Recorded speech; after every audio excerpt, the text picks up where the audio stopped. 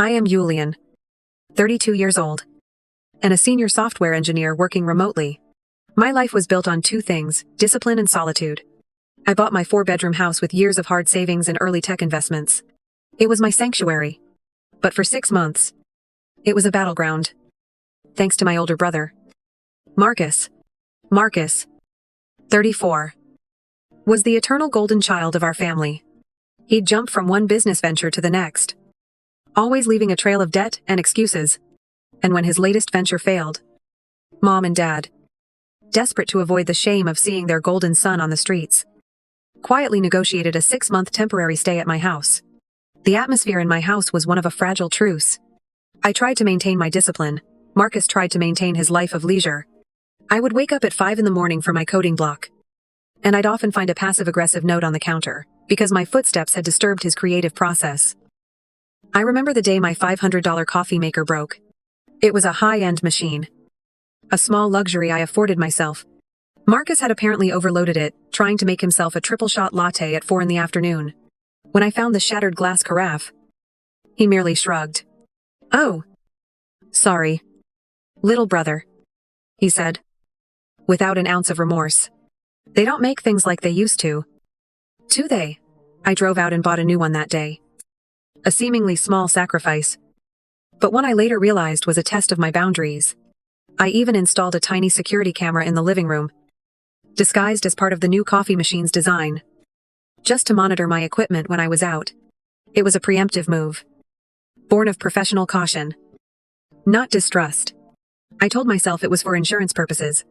I was constantly walking on eggshells, afraid of causing a confrontation that would inevitably involve Mom and Dad, scolding me for not being more understanding. Every time I wanted to address the overflowing trash, or the late-night parties, I would stop, imagining the heartbroken look on my mother's face. I truly believed that showing compassion, even blindly, was the most important thing a family member could do. This belief, this weakness, was precisely what Marcus was counting on. One evening, I found an email confirmation on my laptop for a high-end streaming service subscription, not mine, but Marcus's. It was billed directly to my credit card, a card he'd managed to use through an old, shared password. When I confronted him, he merely said, "Oh, that. I was just trying to help you. Didn't want you to miss out on the latest shows. I'll pay you back later." I let it go. It was only $99. But it wasn't about the money. It was about the audacity. And this audacity was escalating. I was getting tired. The lack of solitude. The constant background noise of his video games. The passive aggression.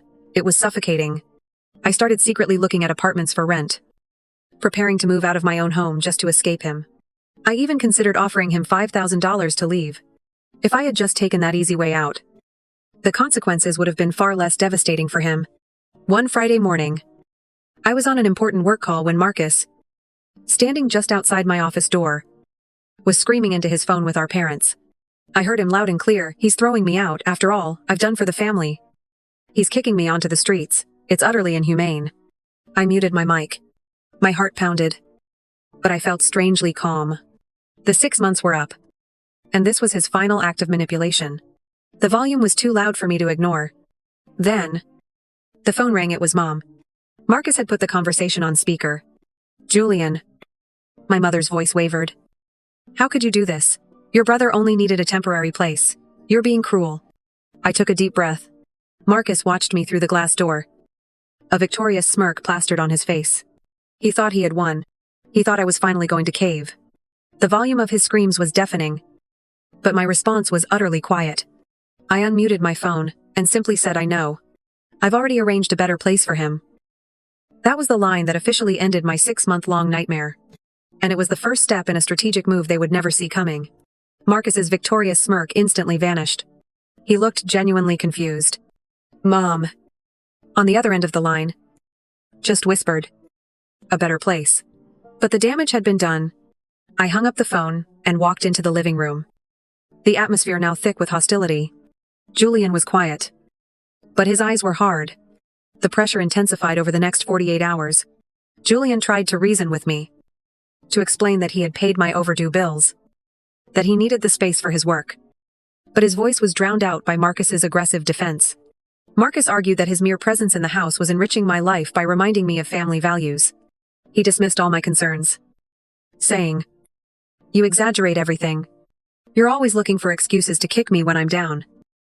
But Julian's turning point came when he decided to fully investigate the security camera footage from the coffee machine incident. The footage was fragmented, but it confirmed Marcus's destruction. More importantly, it had recorded sound from that day. Julian played the audio from the moment before the carafe shattered. He heard Marcus talking to someone, bragging, "The 6 months are almost up. But Mom and Dad are totally funding my move to a penthouse. I just need to play the victim a bit longer." That alone was enough to break Julian's resolve. But then came the true shock. The evidence that shattered his belief in family entirely. Julian, feeling sick, decided to check an old storage box where he kept his important professional items. Months ago, his physical security token key for accessing sensitive work servers had gone missing. Marcus had dismissed it as misplaced, but the company had had to spend thousands of dollars replacing the whole security infrastructure. A fact Julian had kept hidden from the family. Now, Julian found it. It wasn't misplaced. It was under Marcus's mattress, along with a laminated piece of paper containing Julian's old credit card information, scribbled and underlined. The discovery wasn't the end of Julian's anguish. It was the final, brutal realization of malice. But the emotional gut punch came from the audio. Julian replayed the audio, focusing on Marcus's conversation after the carafe incident. He heard Aunt Anna's voice. The very aunt who was constantly lecturing him on compassion and virtue. Aunt Anna's voice was clear. "Stay right where you are. Marcus, I'll call Julian's mother. I'll make sure he understands what true family generosity looks like. I'll teach that selfish boy a lesson." Julian stood there. The small, innocent-looking camera, having captured the entire double betrayal. Marcus was exploiting him financially and emotionally. Aunt Anna was exploiting Marcus's situation to manipulate Julian and punish him for perceived past slights. He wasn't being betrayed by one person. He was being targeted by an engineered plot of emotional blackmail. Julian sat in silence for a long time, the remnants of his blind loyalty dissolving into a hard knot of resolve.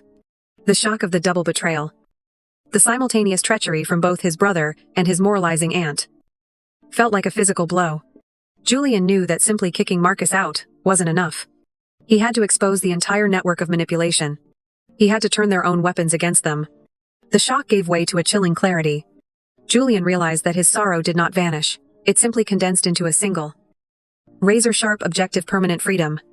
There would be no more begging, no more reasoning, and certainly no more blind compassion. This had to be a strategic retreat, followed by a surgical strike.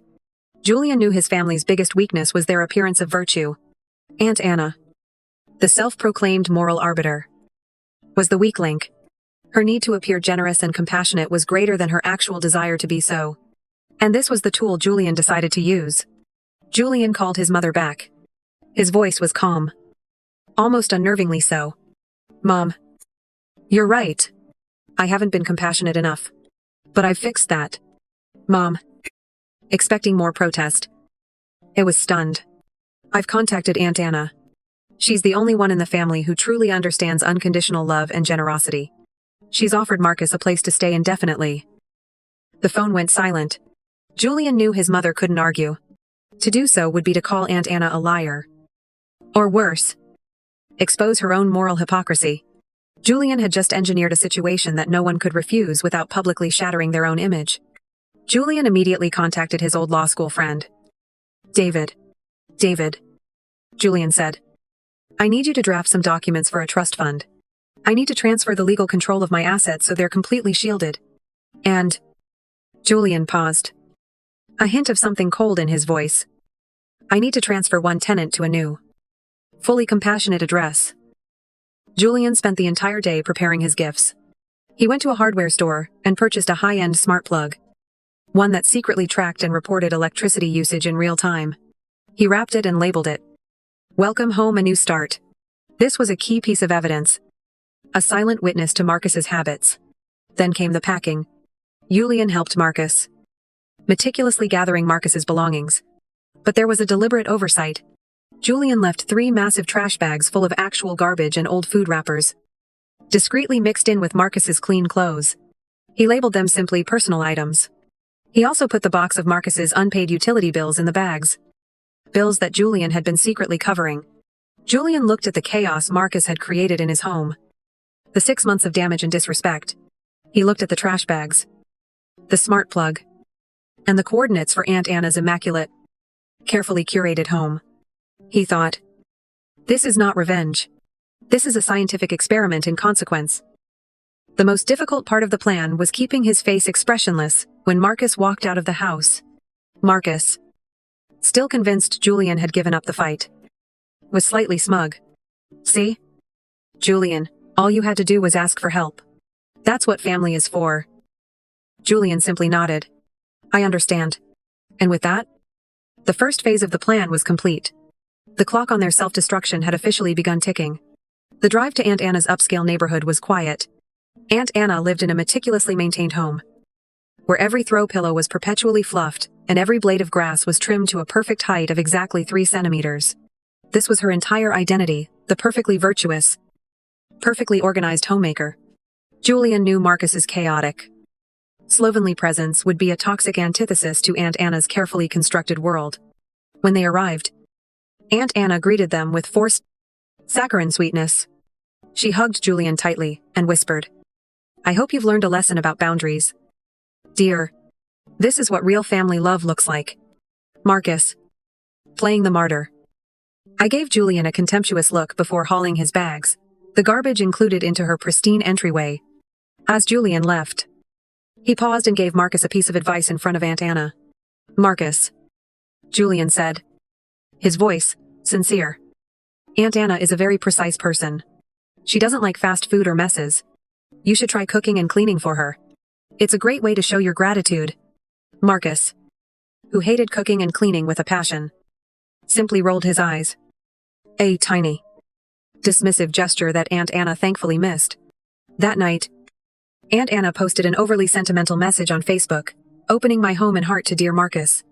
Teaching the younger generation the true meaning of unconditional compassion. Blessings on our journey. Julian watched the reactions pour in. But then, a flicker of movement on the side of the screen caught his attention. It was a local micro-influencer, a neighbor of Aunt Anna's named Margaret, who ran a popular blog on minimalist living and home organization. Margaret had taken a photo of 3 overflowing trash bags sitting right outside Aunt Anna's beautiful white front door. The caption was brutal, the compassion challenge fail. How do you gracefully integrate a guest who brings the dumpster to your doorstep? Day 1, the trash bags. I'll be watching. This was the first ripple of Julian's calculated move. Aunt Anna, who valued her image above all else, was being publicly called out by her own neighbor, a local celebrity known for her impeccable standards. Julian didn't have to call Aunt Anna. She called him, her voice vibrating with barely contained rage. Julian. You idiot, what are those filthy bags? And who is that meddlesome woman posting photos of my house? People are laughing at me. Julian remained perfectly calm. I know. Aunt Anna. Marcus labeled them personal items. Didn't you say you were willing to accept all of him? I thought you understood unconditional love. Aunt Anna sputtered, then hung up. Julian had successfully used her own hypocrisy as a shield. The stage was set. The self-destruction was underway. The next few days were a cascade of small, delightful failures for Marcus and Aunt Anna. Marcus, in a fit of passive aggression, decided to ignore Aunt Anna's pleas for him to clean the kitchen. He simply ordered takeout every night, leaving greasy boxes and crumpled napkins scattered across her antique dining table. Aunt Anna, whose fear of confrontation was almost as great as her vanity, started making subtle hints instead of direct demands. One afternoon, Marcus, attempting to download a massive, illegal video game file, overloaded the router and completely crashed Aunt Anna's home network. This was a critical failure, as Aunt Anna used her impeccable Wi-Fi to keep up her image on social media. She tried to fix it herself, but Marcus simply said, You really should hire a professional. Aunt Anna, don't be so cheap. Hey. Of course. Offered no help. Aunt Anna, now desperate, called Julian. She tried a new tactic, guilt. Julian. She sighed dramatically. I know you're busy, but Marcus is lost without your guidance. He's running up my electricity bill with his gaming. You should be paying for this. Not me. This was precisely the moment Julian was waiting for. He didn't argue. He just sent a single text message in reply, a screenshot of the real-time energy consumption report from the smart plug. The report showed the electricity spike the moment Marcus started downloading his game. And it graphed a terrifying upward trajectory of usage over the last 3 days. Julian's response to her complaint was a clinical observation, Aunt Anna. I bought that plug so Marcus could track his own usage. It seems he's using 27% more energy than your normal rate. This pattern is consistent with his consumption at my house. This is not my problem. It is a Marcus problem. I simply passed the problem on to the person who volunteered to solve it. The phone call ended abruptly. Julian knew the guilt trip had failed. Aunt Anna was not only failing at her compassion challenge, but was also facing mounting financial pressure from Marcus's presence. The breaking point came late on a Tuesday night. Marcus, fumbling with a glass of cheap wine in the dark because Aunt Anna had yelled at him for leaving the lights on, knocked over Aunt Anna's very expensive, decades-old laptop, shattering the screen. Aunt Anna's composure snapped completely. She didn't call Julian, she called Julian's father. Marcus's father. Julian's father later recounted the call, his voice shaking. She was hysterical. She wasn't complaining about Julian. She was screaming, "You need to come and get this burden out of my house. He is a selfish, destructive pig. And he has ruined my property. I cannot stand another HOUR with him." The hypocrisy of the moralizing Aunt Anna had been entirely stripped away, replaced by the raw, ugly truth of her own intolerance. The most compelling evidence Julian ever had was not something he presented, but the emotional collapse of his most vocal critic. The breakdown of Aunt Anna was the seismic event that finally cracked Julian's parents' blind loyalty. They realized the 6 months Julian endured were not exaggerations, they were a sanitized version of reality. Julian's parents drove to Aunt Anna's house the next morning. They were prepared for a lecture on Marcus's brilliance. But instead, they were met with a tirade of abuse, aimed at their golden child. Aunt Anna showed them the shattered laptop screen, and, worst of all for their public image, pointed to the 3 garbage bags still sitting, slightly ripe, on her perfect porch. "This is your son," she shrieked. "He has ruined my life and made me a laughingstock to the entire neighborhood. Margaret, the blogger, is using my home as an example of slovenly living." Julian's father, a man obsessed with appearances, felt the humiliation deeply. They confronted Marcus, who tried his usual tactics: denial, gaslighting, and playing the victim. "I was just trying to help her fix the laptop. She's just being dramatic." But this time, it didn't work. The evidence was too overwhelming. The complaints too visceral. Julian knew this was the moment to apply the final, objective proof. He didn't wait for them to ask. He simply texted his mother. The text contained 2 attachments. The first was the audio file of Marcus and Aunt Anna discussing their plot to teach Julian a lesson. The second was the full 4-week energy consumption report from the smart plug, objectively detailing Marcus's 27% energy spike compared to Aunt Anna's previous consumption. His mother looked at the graphs and the numbers, then listened to the cold, calculating voices of her brother and son. The undeniable evidence of the objective truth, presented by a dispassionate graph, spoke louder than any of Julian's tearful pleas ever could. The shift was instantaneous. His mother looked at Marcus, and the love and pity in her eyes were replaced by a profound disappointment. His father's face was etched with fury, not at Julian, but at the deception. His father spoke with a voice Julian had never heard before. Cold and definitive: "Marcus, you are a burden. You will not stay with your aunt. And we will not pay for your supposed penthouse. You are on your own." Marcus looked completely stunned. His entire safety net, his lifetime of manipulation, had just been shredded by a spreadsheet and an angry aunt. The alliance had crumbled entirely. He was utterly isolated. Marcus, now, homeless, isolated, and completely bankrupt, tried everything. He called Julian, begging for just $5,000 to put down a deposit on a tiny apartment. "I'm sorry, Julian," he whined. "I promise I'll pay you back. I'll change.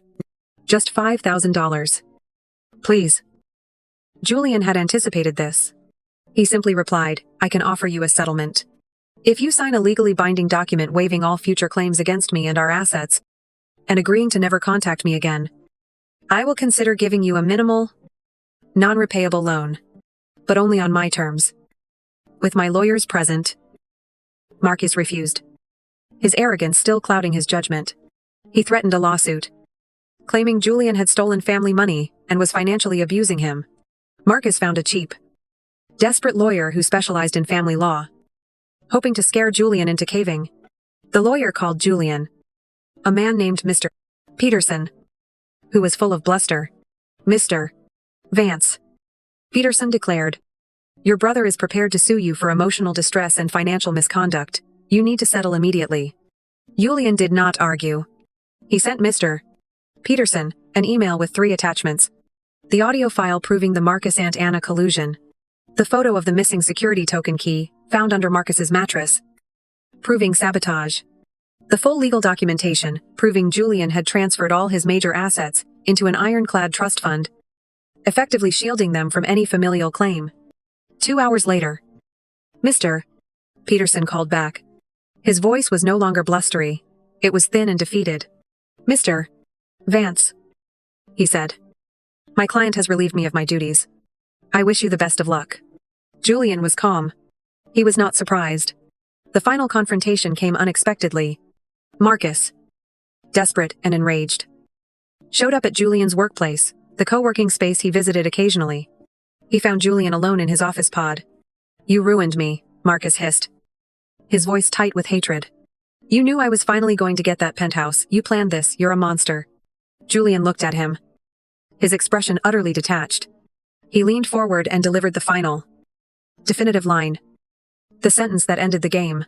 The game ended. Marcus, the moment you confused my silence for weakness, I won this game 4 months ago. The day I found that security key and started keeping meticulous records of your failures. Marcus staggered back, his face white. Realizing the full extent of the calculated trap, Julian didn't raise his voice. He didn't gloat. He simply stood up, called security, and watched as his brother, the golden child, was escorted out of his life forever. The aftermath was quiet. A silence Julian had craved for years. Marcus disappeared into the transient existence he had always tried to run from, occasionally sending desperate, poorly worded texts that Julian simply deleted without reading. Aunt Anna stopped posting on social media altogether, her reputation for unconditional compassion having been irreparably damaged by her own neighbor. Julian spent the next few weeks meticulously cleaning and resecuring his home. He changed every lock, reset every password, and uninstalled the little camera in the coffee machine. The house was no longer a battleground. It was a sanctuary again. One afternoon, Julian sat by his large living room window, sipping the perfect cup of coffee from his new, non-broken machine. He looked out at the street. He didn't feel triumph, only a deep, abiding sense of peace and a weary resignation. He picked up an old photograph of himself and Marcus as boys. 2 happy, innocent faces, unaware of the future betrayals. He smiled sadly, placed the photo back down, and continued with his work. The final closure came 6 months after the confrontation. Julian was working from home when the doorbell rang. It was his parents. They stood on his doorstep, looking defeated and aged. His mother started to cry. Julian, please. We need to talk. We were wrong. Can we just have a cup of coffee? Can we be a family again? Julian looked at them. He saw the genuine sorrow, but he also saw the familiar plea for him to absorb the shame they felt. He knew that being a family meant returning to the old, toxic dynamic. He opened the door just wide enough to speak, his voice soft but firm, a stark contrast to the aggressive demands they were used to. Mom, Julian said, his eyes unwavering. I know. I've already arranged a better place for me. And that better place. He paused, letting the silence hang heavy. Is right here. Where I am now. This space is not available for family. I need time. He did not raise his voice. He did not yell. He simply reaffirmed his new boundary. His new reality. He held their gaze for a long moment. Then slowly, calmly, and without a trace of malice, he closed the door. He locked it. Not to keep them out, but to finally, absolutely, lock himself into his own peace. Julian had paid the ultimate price for his freedom, but he had bought it, and it was priceless. And so, Julian finally found the silence he'd been searching for. It wasn't the silence of an empty room, but the profound quiet of a soul unburdened by debt, manipulation, and the endless performance of filial piety. This wasn't a story of financial victory. It was a testament to the power of meticulous planning and cold, hard boundaries. The main takeaway here is this: silence is not weakness, it is a strategic advantage. Julian didn't win by yelling back or resorting to cheap emotional attacks. He won because he allowed his abusers, Marcus and Aunt Anna, to destroy themselves, with their own arrogance and lack of self-control. He used their own hypocrisy as a weapon. A family built on lies, as we saw, will collapse under the weight of one simple thing: the objective truth. I know many of you are living with your own version of Marcus or Aunt Anna, people who mistake your kindness for a revolving loan and your patience for permission to manipulate. I want you to know that the pain Julian felt, the profound disappointment of being betrayed by your own blood, is valid. But setting boundaries to protect your mental health is not selfishness. It is an act of self-respect. You are not obligated to set yourself on fire to keep others warm, especially when they are simply too lazy to gather their own wood. Julian's final line to his parents was his quiet declaration of freedom: "This space is not available for family." It was a moment of absolute clarity. What would your final line be to the person who exploited your kindness? Would you choose confrontation? Or would you simply choose silence and self-preservation? Share your thoughts and your cleverest comeback in the comments below. Story 2. For the first time, I settled my brother's gambling debt. I still believed in fairy tales with a familial theme at the age of 24. 10 years later, as I stand in my kitchen staring at my empty savings account, I hear my mother's voice crackle over the phone. "My darling Ava. You know, Ishmael wouldn't ask if it wasn't important. I'm the one people turn to when things become tough. When I'm successful. Or when I'm trustworthy. Tonight, my financial status is a stark reminder of my dependency. Mum. I just gave him his rent last month." I respond by pinching the bridge of my nose and his last month's car payment. This is not the same. Though, he's having a lot of trouble this time. Clearly, it's different. Nothing is ever the same. The worst thing, I was sitting at our usual Sunday meal 2 hours ago, and everyone laughed at Melina's jokes. My sister has a talent for making things look simple, even while she's manipulating the knife. "Poor Ava," she said, raising her wine glass. "Work. No play. At least your money account keeps you warm at night." Everyone had laughed, even during the summer. My younger sister, who often stays out of arguments. I had feigned a smile as usual. On the way back, I made up an excuse to use the restroom. I had heard them in the dining room.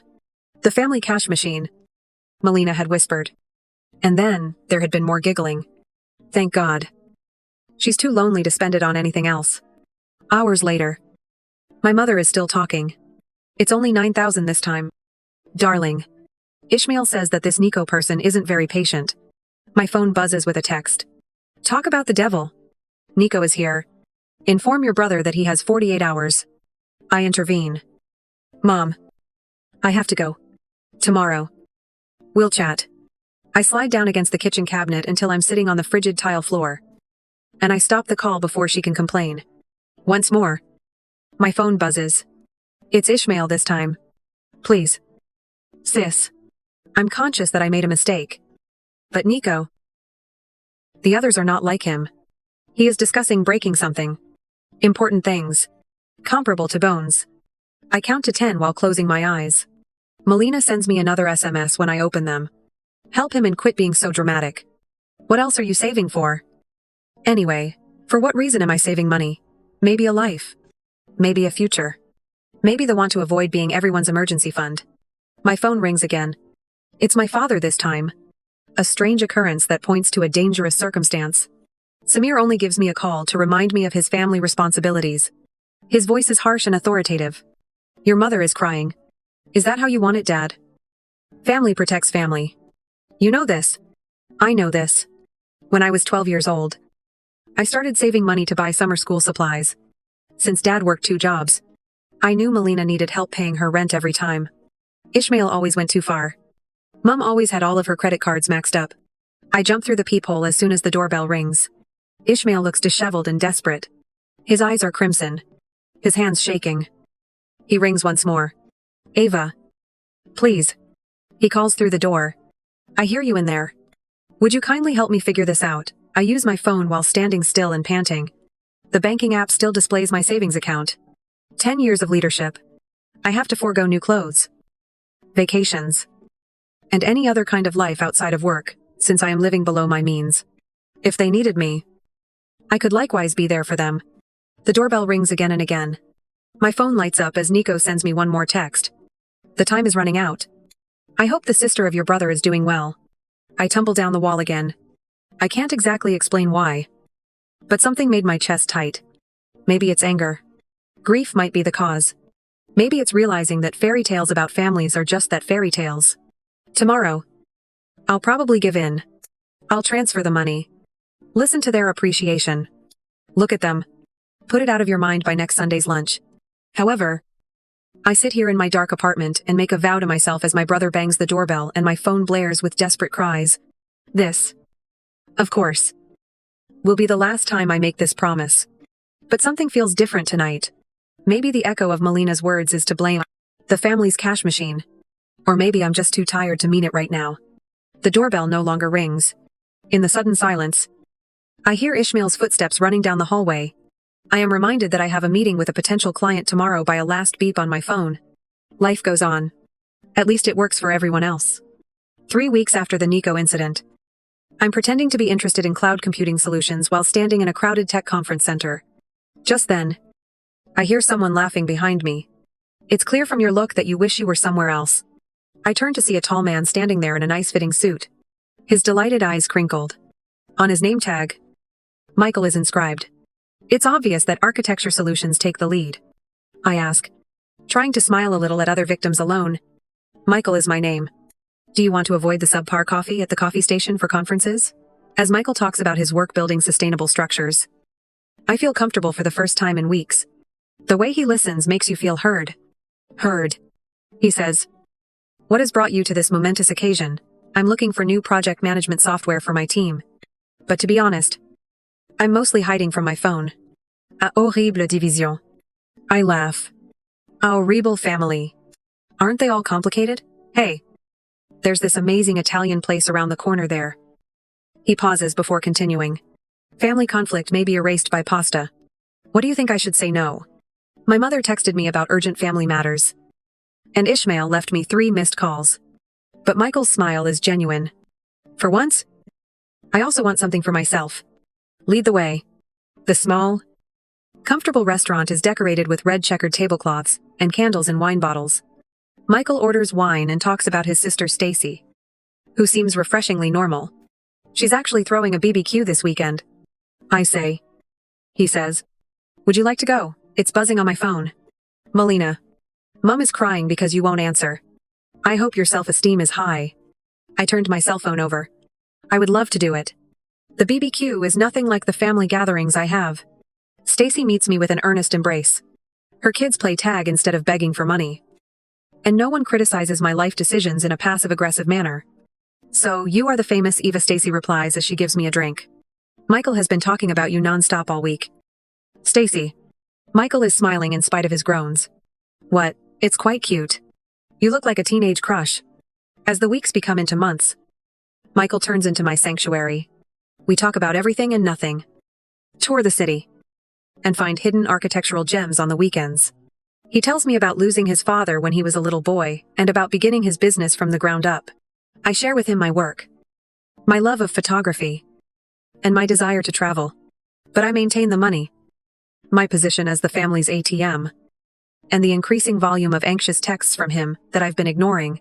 6 months after our first date, Michael brings me to the same Italian restaurant for supper. He says over tiramisu, "Come live with me. My residence is closer to your office. And I hate to wake up without you." The vibration is coming from my phone.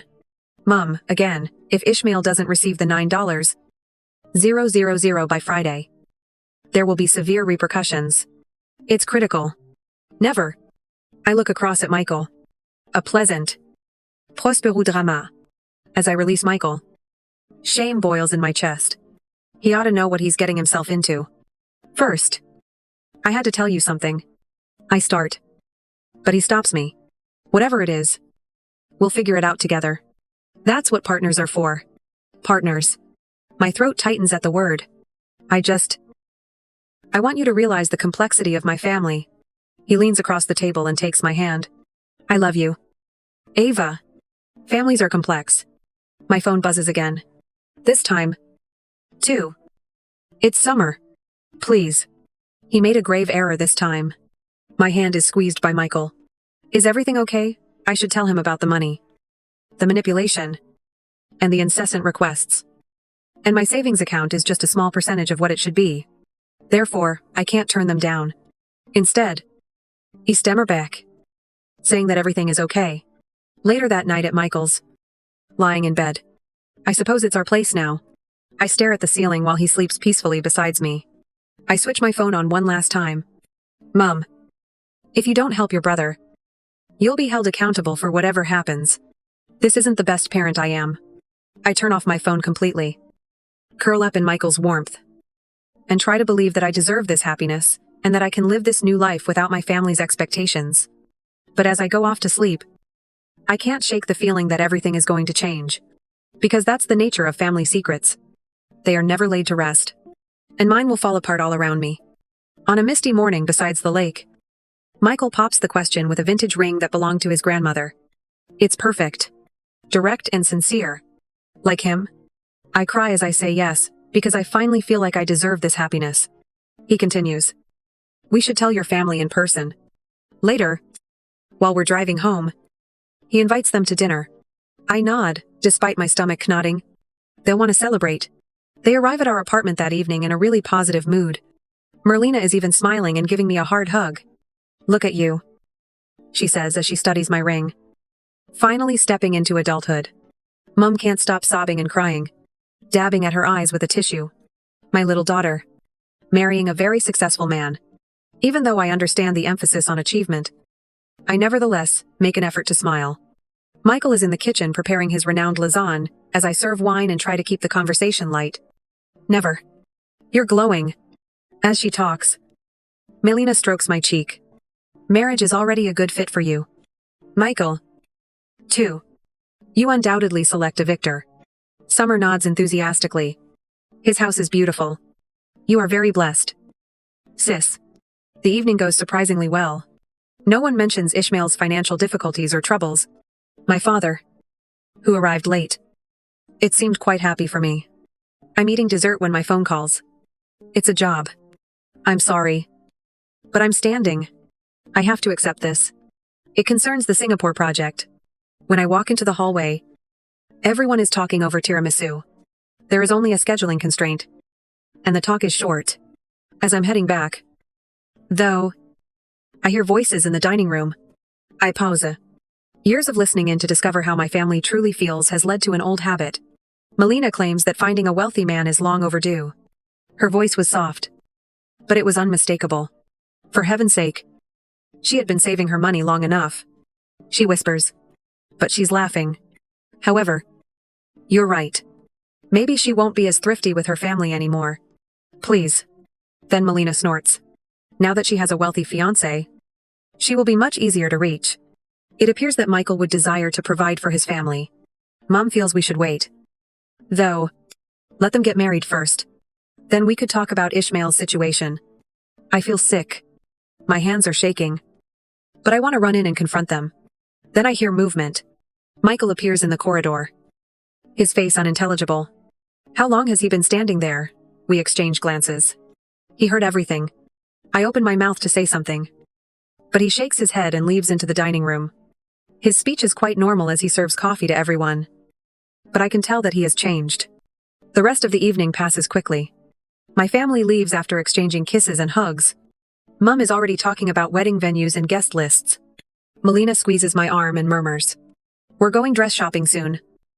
Little sister. When they go, Michael and I discreetly clean up. I anticipate his comments. His questions.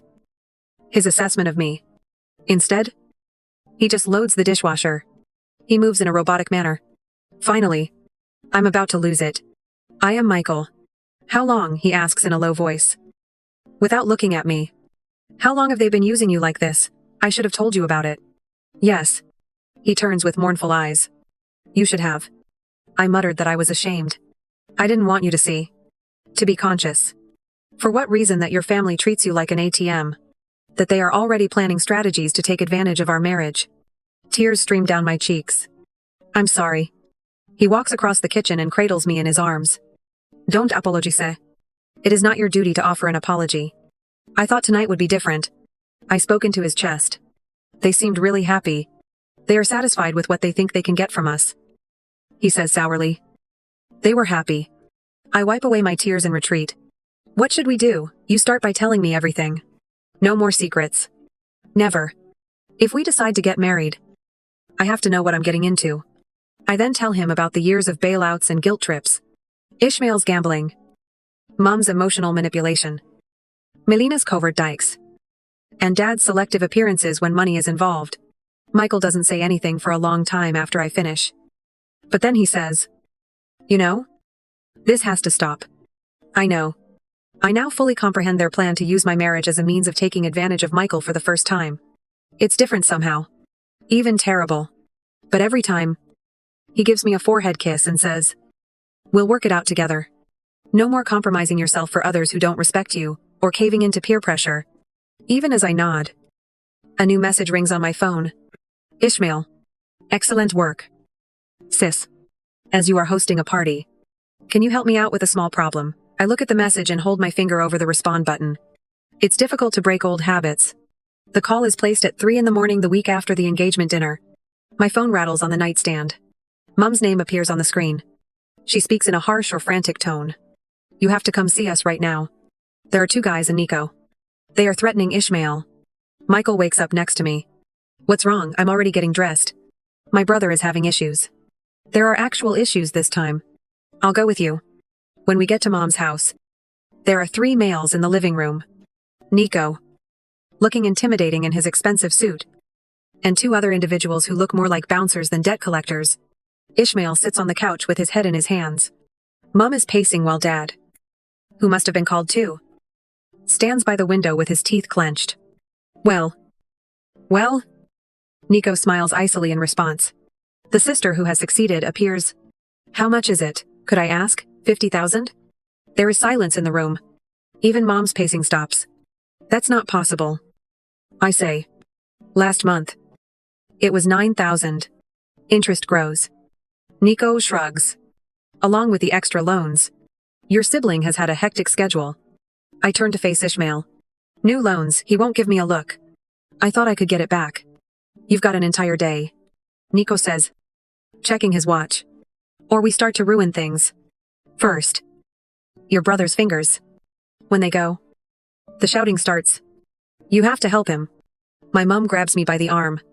He's your brother. I don't have that kind of money anymore. I've given him everything. I respond. What about Michael? Dad suggests talking for the first time. Of course your fiancé could. Don't. Michael's voice crackles through the room like ice. Don't even finish that sentence. Melina arrives at the entrance. Someone must have called her to Ava. Refrain from getting egocentric. Family is involved. Selfish. When I laugh, it sounds a bit hysterical. Do you want to know how much money I have given this family? Are you interested in viewing the spreadsheet? Do you keep track of spreadsheets? Mom looks horrified. As though we were doing business. Of course I am. I pull out my phone and access the file I've been using for years. 200 yuan. Ling ling ling. Mum. That's how much I've given you in the past decade. My entire savings. My retirement funds. Everything. Again. Silence descends over the room. But you make a good living. Summer says from her corner. Michael now. Give up. Michael advances. I will no longer be your personal bank. And neither is Eve. We want your sibling to survive. Mum shouts. No. I reply quietly. Are you trying to protect him from consequences again? Ishmael finally lifts his head. His eyes are crimson. Sis. Please. They're serious this time. They're always serious. I assure them. And I'm always available to fix it. But that's no longer the case. Are you endorsing his death sentence? Then Dad's words are dramatic. No. It was all of you doing it. Every time you helped him. Every time you called me, instead of offering assistance. Every time you made things simpler for him. Mum starts crying. Melina intervenes to comfort her. staring at me sourly. Other options are available. Coolly. Michael says. Insolvency. Programs for addiction to gambling. Officers. Defense. Officers. Ishmael jumps up and down. Are you crazy? You don't report these people to the police? I guess you should have thought about it before you borrowed money from them. It's buzzing on my phone. Nico sent an SMS. TikTok. I'm done. I walk over to the door and proclaim it. Give it a try. Eva. Mom's voice breaks. You can't leave your sibling like this. I turn around one last time. Look at me in the car. My hands are shaking so severely that I am unable to insert the key into the ignition. Michael handles them with care. Did I or did you make the right choice? What if he was hurt? Really, it's his and their problem. Not yours. My phone begins to display messages. Melina says I'm a heartless person. According to my mother, I wasn't raised to be so cruel. The father cites his duty to the family. Summer is sending melancholy face emojis. I turn my phone off. They will never forgive me for this. I whisper. It is Michael who starts the car. Perhaps that isn't a bad thing. As we head home, I think about all the times I've saved them and sacrificed my own future for theirs. All the while, they have stolen and taken. What comes next, I ask now. Michael takes hold of my hand. At this point, you start living for yourself. But we both know that it won't be that simple. Because somewhere in the city, my brother's loan is approaching its due date. And for the first time in his life, his safety net would not save him. I kind of hope he falls hard enough to finally figure out how to save himself. He won't make it through the landing. I'm afraid. Bank statements. Transfer records. Emails. Messages. And careful recordings of every desperate plea, guilt trip, and manipulation were among the evidence I gathered over the course of 3 days. Michael helps me put everything together into a presentation. As though we were preparing for a business meeting instead of a family execution. Are you sure of this? He asks when I'm setting up the Zoom call. They would want to talk. Let's talk about this. One by one. Their faces appear on the screen. It seems like Mum is a martyr. Melina could barely contain her rage at Dad's harsh and critical behavior. Summer is present but uncomfortable. Ishmael has a black eye as well. Nico's warning shot. Probably. We've been trying to contact you for days. Moom says. I am conscious of sharing the first spreadsheet that appears on my screen. Let's talk about why. What is this? Melina squints at the television. This sums up all of the money I have given this family over the past 10 years. Arranged by amount, date, and beneficiary. I click to go on to the next slide. Here are Ishmael's gambling debts. Have you noticed the pattern? They become bigger every time. Never. This is unnecessary. According to Dad. Yes. I do think that is very necessary. The next slide. Here is a list of Melina's emergencies. Payments for automobile rentals. That store that failed because you used the original money on a trip. Melina becomes flushed. It's private.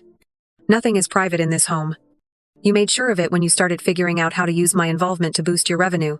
Mum shouts. We never do. They heard you. Michael's first public remarks are made during the engagement banquet. Each and every syllable. Silence falls. I methodically expose every debt, every lie, and every violation of the payback obligation as I move through the presentations. Just once. Liang Bai Meiyuan. Ling ling ling. Finally. I say. That's what I gave you. My savings. My security. And my future. We have a same ancestor. Mom pleads.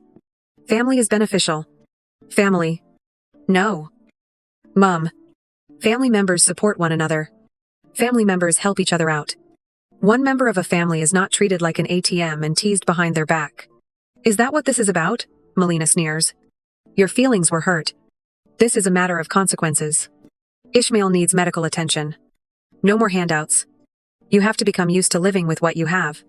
In addition to Mom, you have to stop allowing everyone's worst tendencies to control you. Please. Ishmael chats while rubbing his black eye. They're going to murder me. There are programs. Michael says. Support groups for those who are addicted to gambling. Advice about debt. Witness protection. If necessary. All of them have been studied by us. For us, programs are not essential. Dad chuckles. You have to do something and help your brother. No. The word evokes a feeling of freedom. We're done. Finished. Mom's voice is heard. What does that mean? Done. I'm going to end this conversation. No more money. No more rescues. No more guilt-ridden travels. This isn't possible, Melina shouts.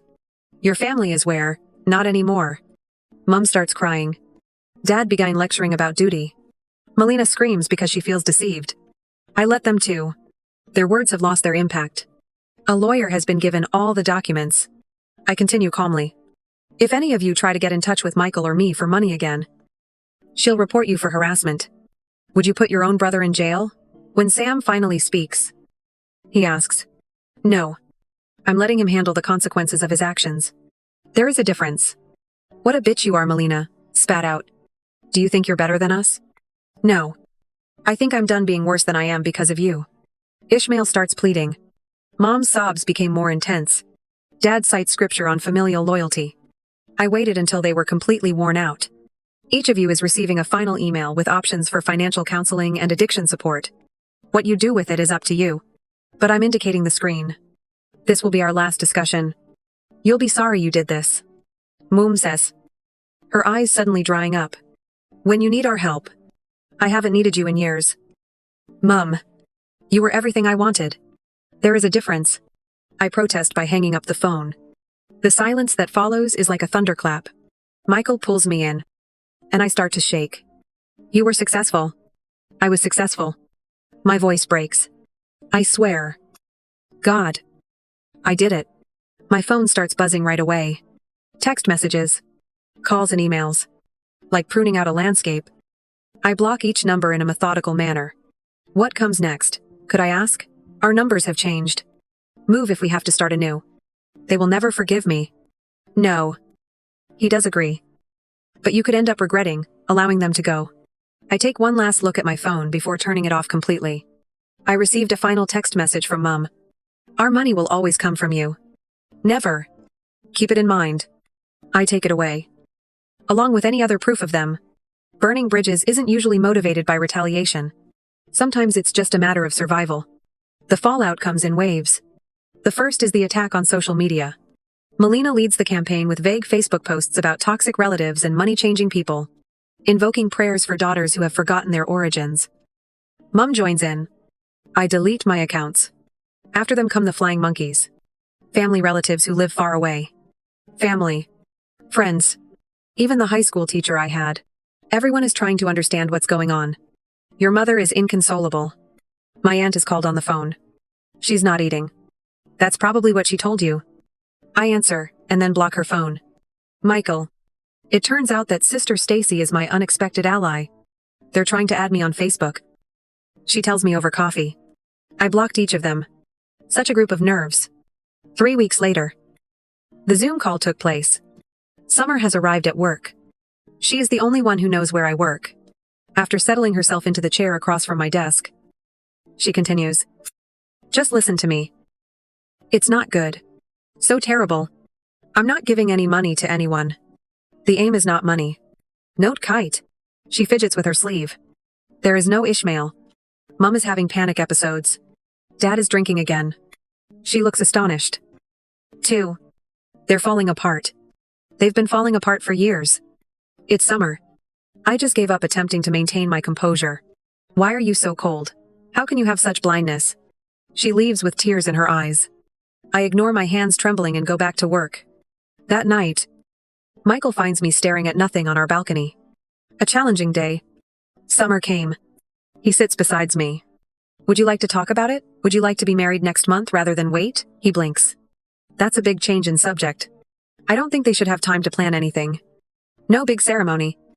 No family strife. Just us. Stacy. And a justice of the peace. Plainly. All right. He says. Let's get it done. Please. But the universe thinks differently. A week later. As I head home after dinner, I see Ishmael sitting on our building stairs. He looks terribly. Not sanitized. Not shaved. In a state of desperation. Don't run. He shouts. And I freeze. Please. Ava. 5 minutes. Michael takes a tentative step forward. But I touch his arm. Wait a moment. I approach my brother without making touch. You look awful. Okay. All right. Loan sharks will treat you that way. His effort at a smile is turned into a frown by his split lip. I'm not here for the money. What has brought you here? Then, to claim that you were entirely right. His palm shakes as he touches his dirty hair. Sis. I got to my lowest moment. Lost everything. Even offered to pawn Mom's valuables. Rehabilitating. It's still possible. Yes. I know about it. That's actually why I came. He extracts a crumpled sheet of paper. I had forwarded the resource list. This is the place you recommended. There is a scholarship program. I applied. Fantastic. They accepted me. His voice cracks. I start tomorrow. 90 days. Impatient. My chest begins to loosen up a bit. I'm glad I'm not asking for your trust or forgiveness. Or maybe just talk to me again. He stands slowly and wincingly. All I wanted to say was that you were right. To cut me off. To cut us off. Maybe if you'd done anything sooner. Maybe. I agree. Anyway. I'd better get out. I needed to get on a bus. He takes a step forward. Stutters a bit. Be happy. Ava. You deserve it. As I watch him limp away. I fight the want to help. To cover his bus money. To go back to my old ways. Michael comes up beside me. Are you okay? No. I admit. But I shall be. That night. I got an email from Summer. Ishmael will be going to therapy. Mom is furious. Asserts that they are quitting the family. Like you did. I think maybe you were both right to go. I don't reply. But I don't remove it either. The next morning. Melina posts another enigmatic status update. Blood is not always more significant than water. Sometimes it's what drowns you. Mom. Comments. Please remember to pray for the return of our lost sheep. I turn off my PC and turn to face Michael. Let's go to City Hall today. Right now. Now. Before I change my mind. Prior to their figuring out how to make this a personal assault. 2. He looks at my face and then nods. I am going to call Stacy. 2 hours later. We are married. No white dress. No family strife. No flowers. Just us. Stacy acts as both our witness and our promise to honor the marriage as we sign the certificate. My phone buzzes with a text from an unknown number.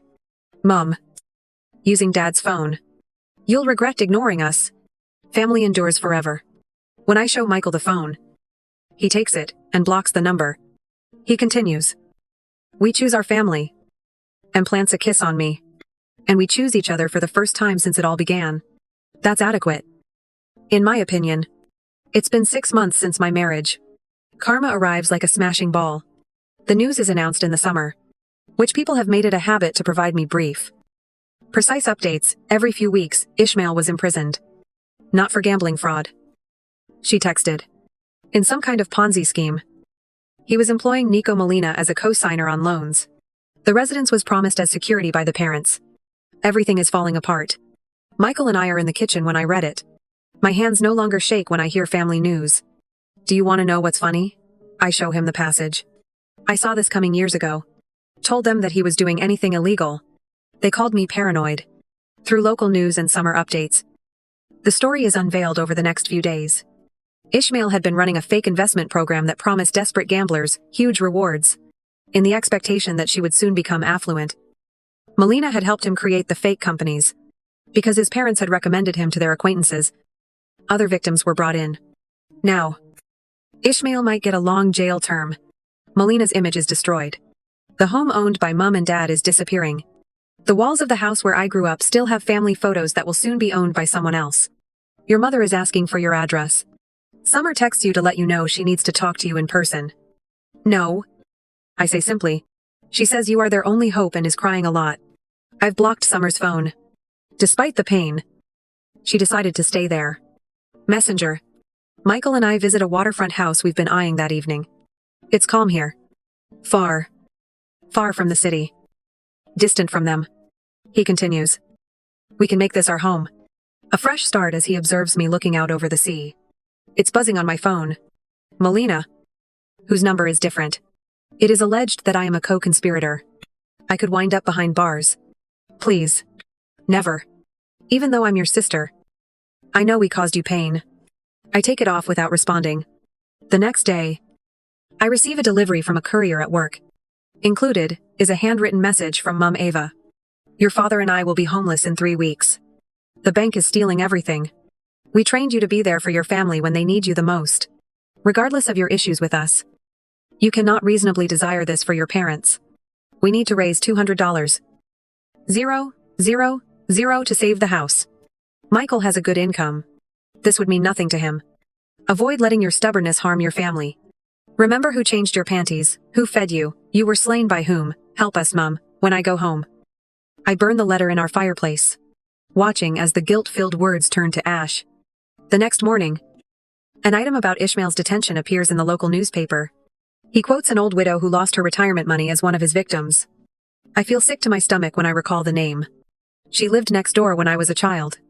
Used to bake cookies for us kids. Karma. Michael says they preyed on their own people when I show him. They always did. I reply. The first casualty was myself. Days pass. More news is available. More victims come forward. Melina is placed under arrest. Mum and Dad are sued after they get others to invest. Their whole world is falling apart. And for the first time in my life, I'm not there to pick up the pieces. Instead, I'm signing papers about the lake house. Living. Remodeling. And planning. Your sister, Melina, took up a deal. She will testify against Ishmael. Is or lawyer informs us. 5 instead of 20 years. Michael quips cynically. This is the epitome of family loyalty. That night, I had a dream that I would drown in my mother's tears and Ishmael's panicked expression. I wake up with a gasp. Michael is holding me. Would you like to talk about it? I want to pack? I reply instead. Throughout the weekend, we settle into our lake cabin. It's getting better. Organizing. Hanging artwork. And arranging furniture. These walls are devoid of family portraits. These rooms are guilt-free while we unpack. I find an old box of cards and letters. Ishmael's notes. Melina's Christmas cards. And Mom's birthday wishes. Promising to pay me back for a lifetime of dishonesty passed off as love. I carried the box to the dock, and then dropped it into the lake. The water swallows it up without a ripple. My phone shows a final news alert. Ishmael. Sentencing is scheduled for tomorrow. Mum and Dad's house is going up for auction next week. Melina's incarceration is about to start. I turn off my phone and take the alert off. Are you okay? Michael is asking from the doorway. I look at the calm lake. Our new beginning. And the life we're building away from their chaos. I do agree. And for the first time, it's not a lie. The best kind of retribution isn't usually action. It isn't present. The early sun shines off the lake as I sit at my desk. My fingers are hovering above my keyboard. Michael is still sleeping upstairs. And the only sound coming from the house is the gentle crash of the waves on our pier. I open a new document and begin typing. Younger Ava. I'm not writing this letter to send, but to finally let you go. Through the security camera. The doorbell interrupts my thoughts. Summer is standing at our door. Looking nervous yet determined. I consider not answering. But I have to open the door because of her position. She begs you to hurry before you shut the door. You don't have me here, messenger. I'm here for me. I keep the door open. But I don't invite her inside. Talk. I deserted them. 2. She embraces herself. Seeming little. After seeing how they handled the elderly woman from our community, I had reached my breaking point. Mum tried to get me to invest my money in Ishmael's scheme. That's when I realized you were right all along. Go in. Finally. I say. Coffee in the kitchen. Summer tells me everything. In her letters from prison, Marlene has been blaming everyone but herself. How Mum and Dad, who live in a cheap motel, nevertheless, insist they have done nothing wrong. The 20-year voyage of Ishmael. They're talking about appealing to you again. She admits. They think that enough time has passed for you to be able to tell. I am here in part for that purpose.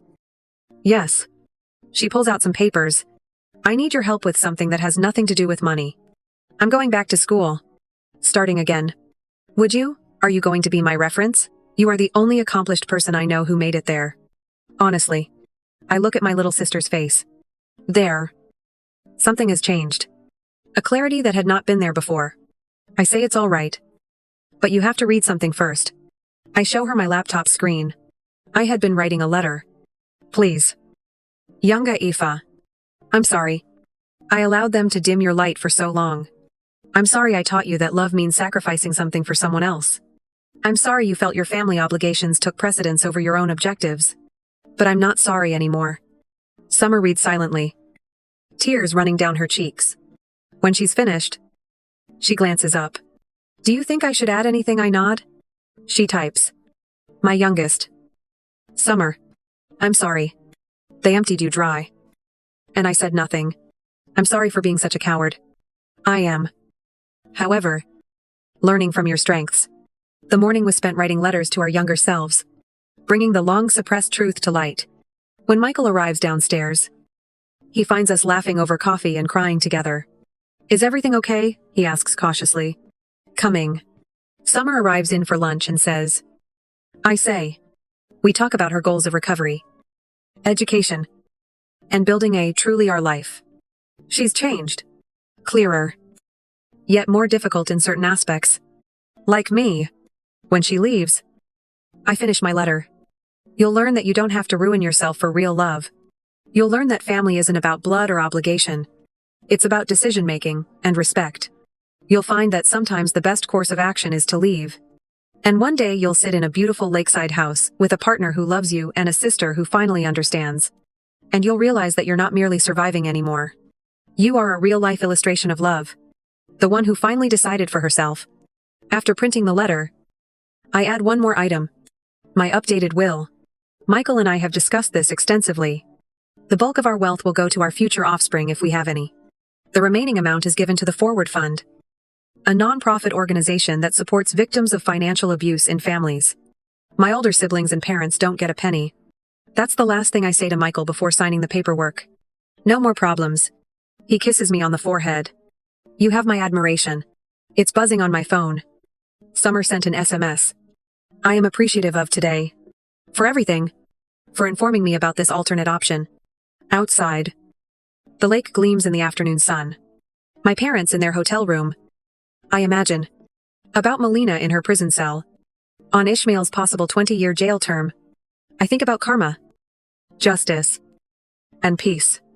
I close my laptop. Take Michael's hand. And go to our dock. Like a mirror. The surface of the motionless water reflects the sky. I picture a clear-eyed, strong, and free version of myself. Not all forms of retaliation include harming other people.